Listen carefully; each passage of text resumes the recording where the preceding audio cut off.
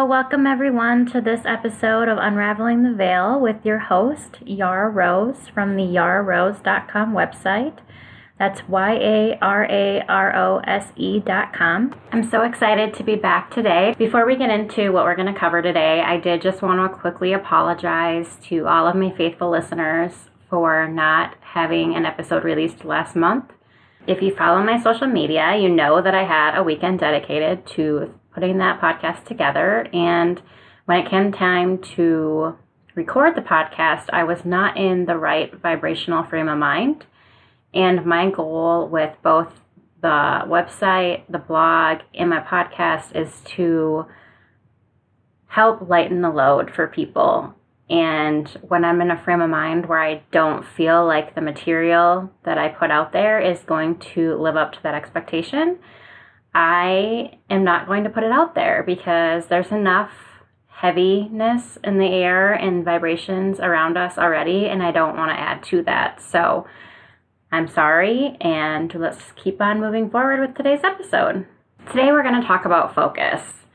We're going to first talk about being aware of where our focus is, and then hopefully shifting that focus from something that makes us feel bad or less good to something that makes us feel a little better. So it's been really interesting to me to see how somebody's focus can completely change their day or what they give their focus to. For instance, there's been a couple of times in the last couple of months where I'll be talking to someone and we'll be having a really good conversation, and something will either come on the news or the radio or a video that we were going to watch together to explore the topic further, and their attention will be completely derailed. Like whatever was on that commercial, whatever was on that external thing completely changed everything about them. It changed the vibration that they were at. It changed their mind frame. And then you can see how that topic that was so loving and connecting, they completely turned away from it. They completely pivoted 180 degrees on the other side that quick. And it doesn't take long. It's crazy. There was a meditation that I wanted to share with someone that I do quite frequently, and I just love it. It's one of the YouTube videos that I have on my website as a recommendation. It just makes me feel so loved and happy and content, and it really helps with my meditations, and I wanted to share it with him. But there happened to be a 5-second advertisement at the beginning of that meditation that derailed him so bad that by the time the video started, there was no point in continuing because he was off on a tangent on whatever that advertisement was about, and there was no way to get that connection back. It was gone. The moment was lost. And I think this happens to us so many times that we don't realize. So I really wanted to bring first awareness to the fact that we need to pay a little more attention to when this happens, or just like how our energy shifts so easily from one thing to the other. And then what you can do with that is you can decide, am I going to let this external environmental factor control my day? Am I going to give power to that? Or am I going to stay seated in the seat of myself and choose differently for myself? I'm talking about a conscious decision to focus differently and not give that external condition power over you, and then power over your day, and then it just trickles down after that. I have an example of how this played out in my own life. Well, before I even get into that, I want to say that it may sound easy to do this, and that's one of the reoccurring themes that I keep hearing as well is, yeah, you talk about this, Yara, and you make it sound like it's so easy, but it's harder than you think. And I'll be honest, it is sometimes harder than you think. It's like breaking a habit. It can be very challenging, especially if you're still around the people that were participating with you in that particular habit, whatever that may be. You know, like maybe it's when you talked about the subject of a lake, you always bashed it because of the mosquitoes, because of the dangers of whatever. And then if you get around that group of people and the subject of lake comes up, and now you see it for the beauty that it represents, and they start immediately talking about all of the things that you've talked about before, it is going to challenge you. It just is, because this is the pattern that you've developed with this group of people. So it takes a conscious decision on your part to step away from that and say, you know, that's how I used to see things, but my perspective has changed a little.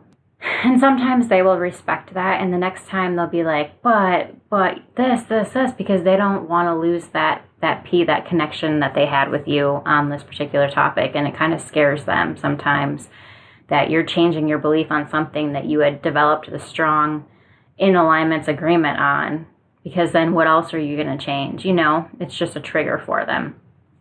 So it isn't always easy. But if there's something I've learned on this whole discovery, this whole journey that I've been on, is that my life wasn't easy when I was following these patterns.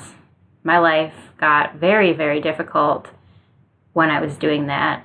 And I think it had to get to that difficult level because I wasn't willing to take the time to change those habits before it got to that critical level. If I had, I wouldn't have gotten so far down the negative rabbit hole. But because it was just easier to go along with these patterns, I did. And I personally have decided that I feel better on this path that I'm on. I feel better being the private investigator of my own life rather than just being a participator. What that means is when something does trigger me and I don't know why it triggers me, I want to be curious about that, because there's clearly a cycle that I've developed at some point in my life that's causing me to want to go this way, and it's got negative emotions, negative feelings coming up, and I don't like those feelings. The easiest thing, honestly, would be just to go with the automatic cycle that's there and be done with it. But I know firsthand that that's not always the right thing to do, because that just reinforces that negative pattern. So the next time a similar situation is going to come up, these same negative feelings are going to come up, this same pattern is going to come up, and I'm going to have to repeat the same cycle over and over and over again. So sometimes it's in my best interest to just sit there and feel that negativity for just a little bit and ask it, why am I feeling this? Where is this really coming from? This happened to me the other day. I had done my morning meditation. I felt really great. I was optimistic about the day and all the endless possibilities that were going to come up in my life. And I logged onto the computer and started my workday, and I had an email that set me off immediately. It was like happy-go-lucky to all of a sudden angry, upset, and ready for the day to be over already. And it was like it was literally just a snap of my fingers, and I had changed so fast. And at first I had started down the road of, oh, I can't believe this person sent me this. I can't believe they were so rude. How could they do that? What it was an email where the individual had emailed it to me directly and then copied both of my superiors on it. And it was a request to get information and get something set up immediately, and it had to be done before the next day. And I was like, immediately, these patterns ran through my head, right? Like, that's so rude that you gave me such short notice. I can't believe you thought you had to copy my superiors. That makes me feel like you didn't think I was going to be able to do it, or I wasn't competent, or you think I need a babysitter to do this project. And I just immediately had all of these excuses and reasons for why this person did what they did. And I was so upset with them for how they handled it, and I thought they could have handled it so much better. But I'm like, I don't know. It's an email. Why am I so upset over an email? So I took a couple of seconds, and I grabbed a sheet of paper and I started writing down all of these thoughts, all of the thoughts that were in my head currently, and then I started questioning them, in being the investigator. I'm like, okay, you feel upset because she copied these two people on there. Do you feel that your reason for being upset because I had, she's babysitting me, she's holding me accountable, like she doesn't believe I can do it myself, she needs these people to hold me accountable, blah, blah, blah, blah, blah. I had all these things down, and I'm like, can you positively confirm that that actually is why they were copied on there? Well, no. Okay then, how can you be upset about it if you can't positively confirm that? Is it possible that maybe the reason those two people were copied on this email is because they had a physical conversation about it previously during the day, and they knew that if they weren't copied on it, A, I would end up questioning them and asking them what to do. Or maybe it was B, they just wanted to know that this process was being followed up on because they knew it was imperative that it get done soon. And they just wanted the heads up, hey, I sent the email, it's being worked on. There's so many other possibilities that it could have been that I'm like, I can't be upset over this excuse that my brain came up with because I don't know that that's legit. And then, I just went down the line. Is this right? Can I be positive that this is why this happened? Well, no, I can't because there's all these other possibilities. I don't know. Okay, I went down the line. I can't remember what the bottom reason was, but it wasn't anything that you would have thought it would have been why I was really, truly triggered by this thing. It was more of a being upset with myself for still being in the position that I'm even learning the tools that I'm learning. And then when I questioned how instead I could interpret and use the situation in a better way, I discovered that, it has positive aspects. It helps me to further develop my personal skills with external suppliers. It helps me to be more organized. It helps me, and I started focusing on all the positive things that I could use from this situation.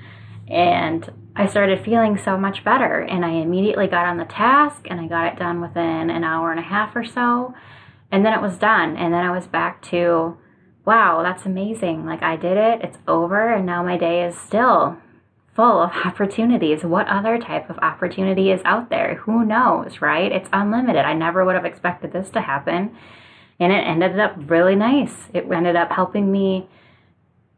This email that I thought was so terrible helped me to discover another pattern that I had, another limiting belief that was at the bottom of something that was irritating me. It helped me to create new pathways that I can follow the next time something like this happens. And it gave me the opportunity to work on my interpersonal skills and to respond politely and nicely and in a timely fashion. So many things came out of this one email that were good that I wouldn't have had if I had followed that automatic path. And I promise you, because I've done that before, I've done the automatic anger, resentment, whatever, just get it done with, and be ornery the rest of the day. I've done that, and it ruins your day because now your vibration is lower. You're coming from this place of anger, so then all you can attract in and let in is the angry stuff, and then it ruins your day. Whereas I used it as an opportunity to grow and continue to improve and work on myself, and I felt great, and my day was wonderful. It's that type of focus that I'm talking about today. It's acknowledging that something in your external environment has triggered you to change your focus slightly from where you were focusing it before. And does that change improve your mood or not? That is something we want to pay attention to, because you don't want to let external things decide what's happening in your day. You do not want to play the victim in life. You want to be the creator. You want to be a deliberate creator. And part of that is deliberately choosing where you're going to put and expend your energy.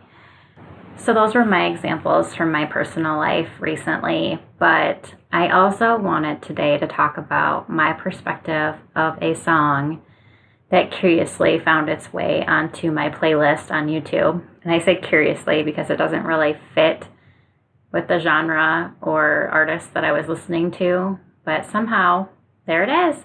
And I really like it. And I thought about it one day, how strange it was that it kept playing. And it started making me wonder if maybe I am supposed to really truly listen to this song and see how it makes me feel and see what I can gain from it. Because sometimes my spirit guides send me things randomly that they want me to pay attention to because they mean and have greater meaning in my own personal life. And this song is really quite amazing. It has so much to it that I can see. And maybe I'm overanalyzing, I don't know. But I thought it would be really important today to share on this topic of focusing. So the song is Pink and Nate Ruess's song, Just Give Me a Reason. I love it. It's a great song. And I keep coming back to the focus part of it.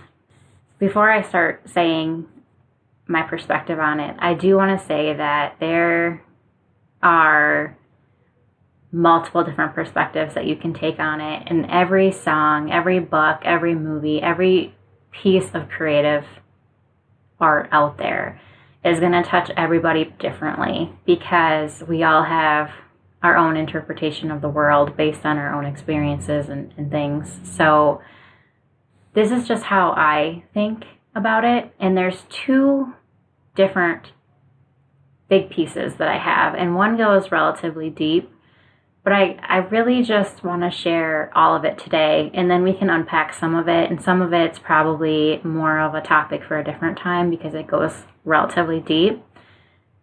But I still feel intuitively like it's meant to be brought up here. So here we go. When I think of this song, I keep coming back to the focus part of it. Part of me is drawn to the fact that at the beginning, the lady in the song is clearly feeling very vulnerable because she's given this guy so much of herself and really has shared her deepest secrets.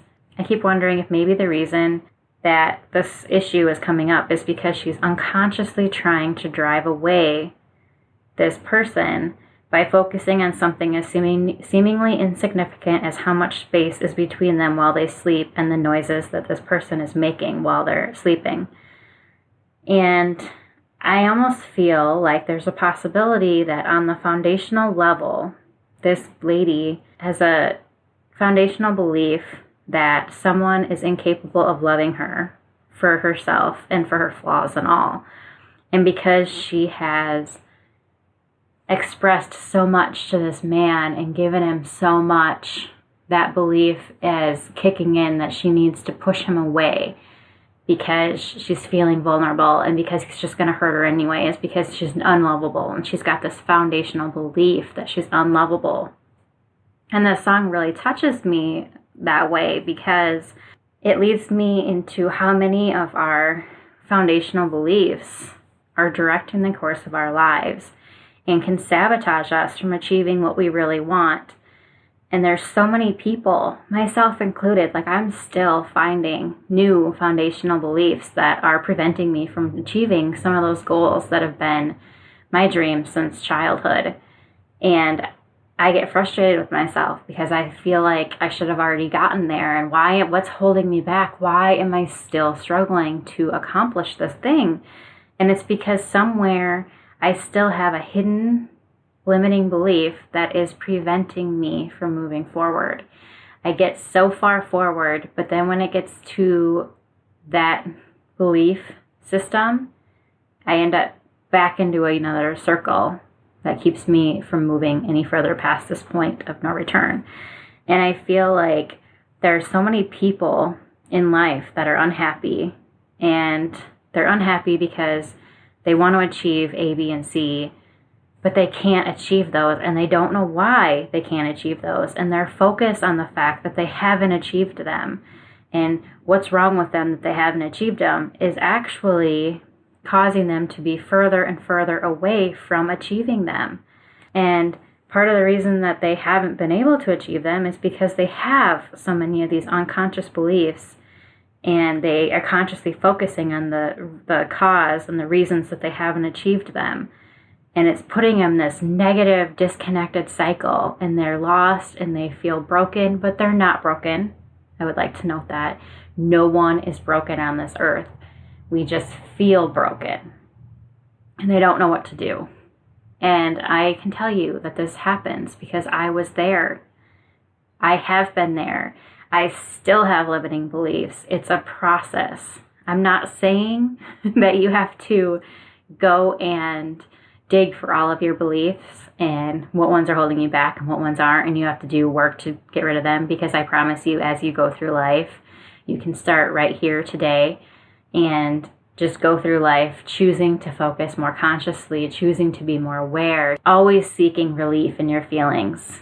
I think we talked about emotions on the last one and how you want to be where you are, because that is where you are, and you can't go from where you are to instant happiness if you're not happy, or if you're not close to happy, if you're not positive, or I don't have the list in front of me, but there's several different emotional grids, and you can't just jump from unhappy to glorious and blissful. It's not possible, but you can inch your way forward from being unhappy to maybe not necessarily unhappy, but discontent.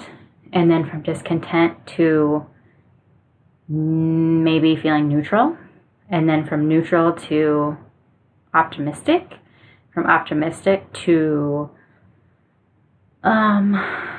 hopeful, maybe. Hopefully optimistic. Or vice versa, and just climb your way up. And that's the same way with these beliefs. As you're intentionally going through life and you're more awakened and you're more observing of what's causing you to feel certain ways, and then you investigate what that is, you'll find the beliefs. They're there for you if you choose to look for them, or if you choose to dig into how you're responding to certain situations. And then just slowly release them as you want. You don't have to do a whole bunch at once. Just take your time. Give yourself self-love on this process. Forgive yourself for accumulating these, for believing them. It does no good to beat yourself up for it. You were young when they developed them. Some of them you inherited. Some of them you don't even know you had. Just please extend yourself self-love as you're clearing them out. It's so important and vital to love yourself and forgive yourself for things that you've accumulated and that have been unconsciously controlling your life. Because if you're like me, you had no idea that this was even happening. You didn't even know this was possible.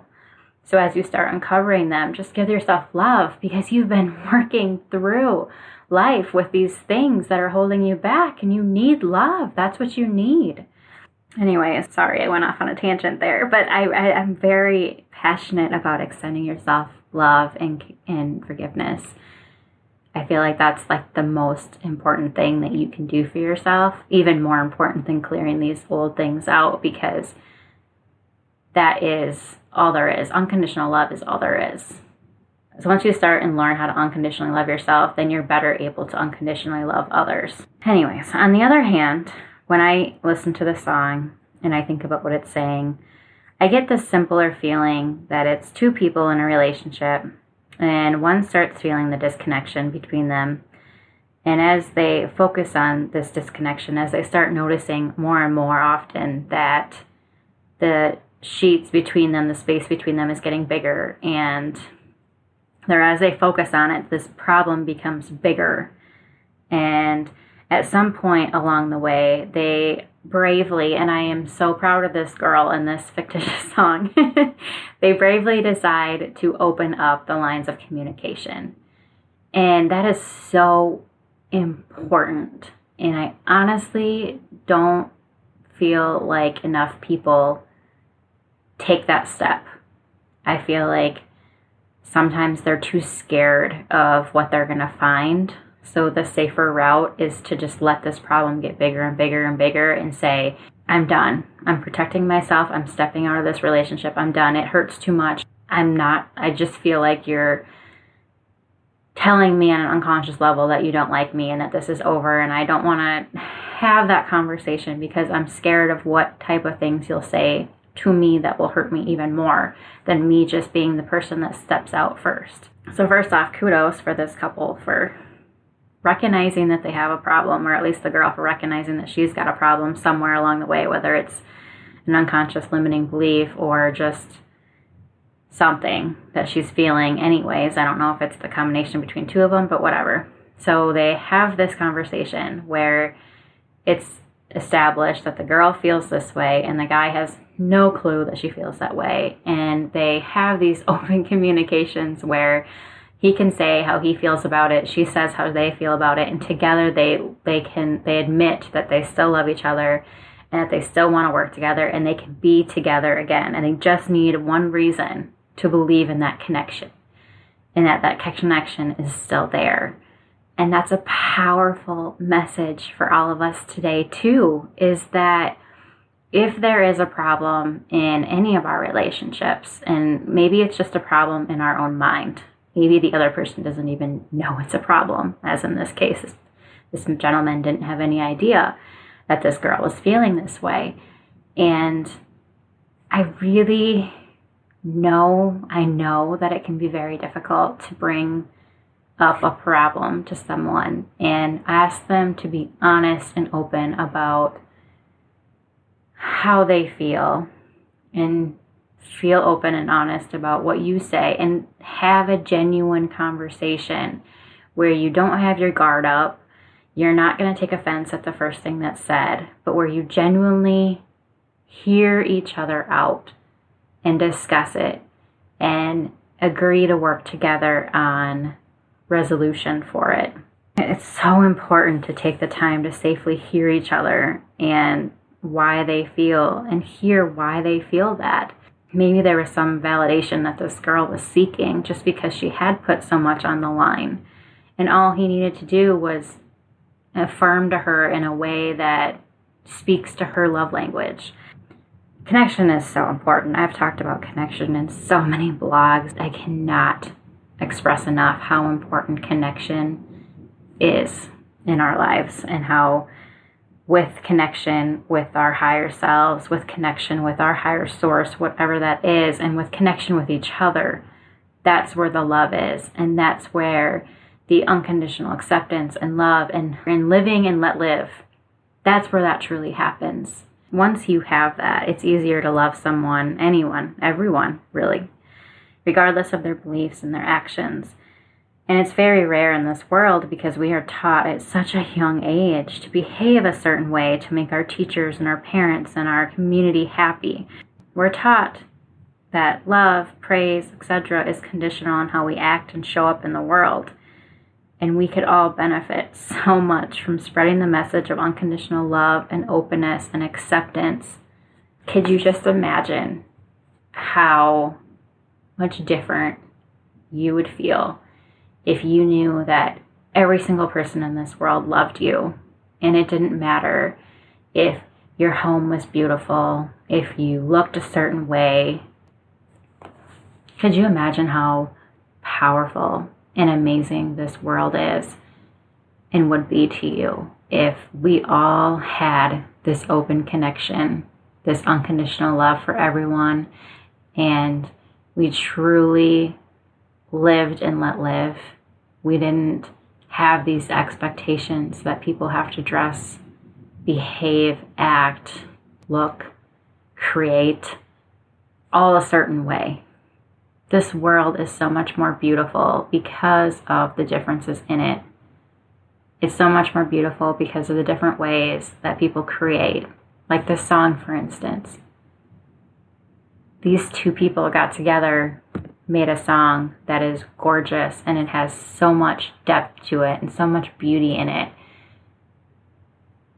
And it can touch people so much differently depending on the person and where they've been and what they've done. And that's so beautiful. It's beautiful that we have people that can write books that take us to new levels of understanding ourselves, understanding the world, or allow us the opportunity to use our imagination to see these things in a different way and through someone else's eyes. And art's the same way, movies are the same way, games are the same way. Our world is more vibrant, beautiful, and wonderful because of these differences.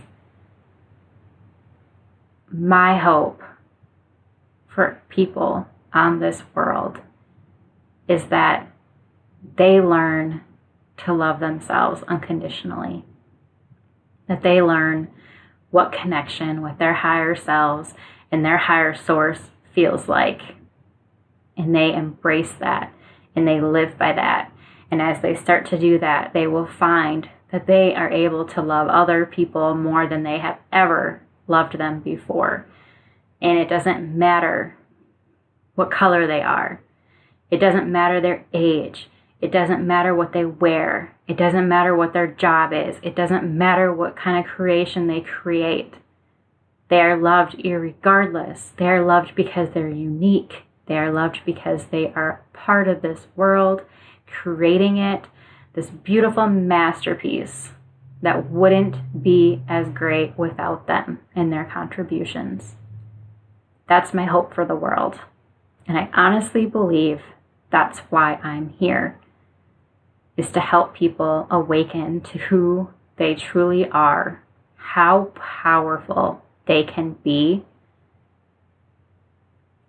and how wonderful of a world they can create for themselves if they should desire. I hope you enjoyed learning about focus today. I feel like we could unpack that first version more at a different time, but this message today feels like it is powerful and great and wonderful just as it is. So thank you for joining me on this episode of Unraveling the Veil. With all of my love, Yara Rose.